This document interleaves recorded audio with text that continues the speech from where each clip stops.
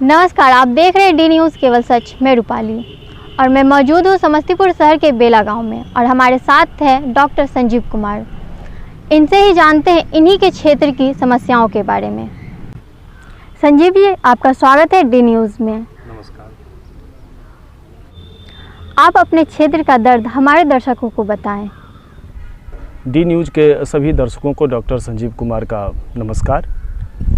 जो हमारे क्षेत्र की समस्याओं को लेकर के प्रश्न है, यह बहुत ही गंभीर प्रश्न है।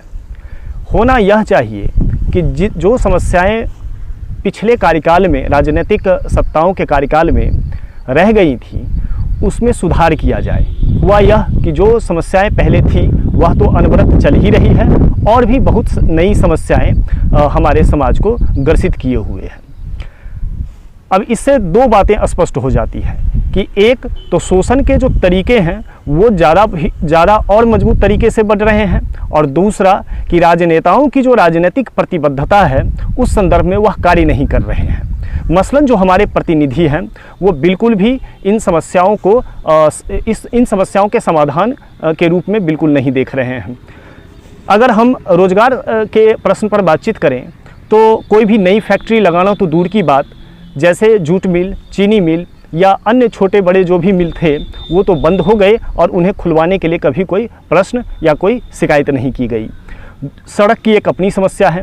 हमारे विधायक जी के सामने जो सड़क है वह खुद ही पानी से भरा रहता है, लेकिन वो बाहर निकलते हैं, युवाओं को अपने पक्ष में करने का प्रयास करते हैं और कोशिश करते हैं कि हम एक ऐसा वातावरण बना दें जहां पर समस्याएं छूट जाए और सिर्फ एक प्रचार तंत्र के माध्यम से हम यह बता पाएँ कि हम बहुत अच्छा काम कर रहे हैं। तो वो एक पंक्ति है ना कि दामन पे कोई छींट न खंजर पे कोई दाग, तुम कत्ल करे हो कि करामात करे हो। तो हमारे क्षेत्र के जो कातिल राजनेता हैं वो ऐसे करामात करके हमारा कत्ल कर रहे हैं कि हमें पता ही नहीं चल रहा है। जो छोटे स्तर के नेता हैं, जैसे इंदिरा आवास योजना या मनरेगा जिनके हिस्से में आता है, उन्हें आप देखें कि वे बड़े पैमाने पर शोषण कर रहे हैं। इंदिरा आवास को लेकर के हमारी युवा की टीम है जो काम कर भी रही है और बहुत जल्द हम इस पर निर्णायक भूमिका में होंगे और इससे संबंधित अधिकारियों से बातचीत कर जो भी गैरकानूनी मसले उठा रहे हैं या भ्रष्टाचार या घूस लेने की प्रवृत्ति को बढ़ावा दे रहे हैं, हम उन पर बड़ी कार्रवाई की मांग भी जल्द करेंगे। सिर्फ इस क्षेत्र के ही स्तर पर नहीं, बल्कि हम इस पर इस रूप में कार्य करना चाहेंगे जिससे राष्ट्रीय स्तर पर ये भ्रष्टाचार दूर हो और नौजवानों में भी एक प्रेरणा मिले कि हमें दूसरों के अधीन होकर के, उनके प्रचार तंत्र का हिस्सा न होकर के अपने समाज के लिए कुछ करना चाहिए। बहुत अच्छा संजीव जी, धन्यवाद। दूसरा सवाल है कि इस महामारी के बीच बिहार में होने वाले चुनाव को किस रूप से आप देखते हैं? देखिए, चुनाव किसी भी लोकतंत्र का महापर्व होता है और किसी भी पर्व या महापर्व में या उसकी सफलता इस बात में निहित होती है कि समाज के सभी वर्ग के लोग उसमें अपनी सहभागिता दर्ज कर सकें। तो एक तरफ तो यह महामारी का दौर है जहां पर लोग त्रासदी का शिकार हो चुके हैं, जहां पर लोगों के पास न दवा है, न रोजगार है, न किसी तरह की ऐसी व्यवस्था है जहां समाज ठीक से अपना जीवन यापन कर सके। ऐसे दौर में यह किस प्रकार का महापर्व मनाया जा रहा है जिसमें लोग या समाज की भूमिका तय ही नहीं है। इसका अर्थ यह हुआ कि यह महापर्व तो कम से कम नहीं है।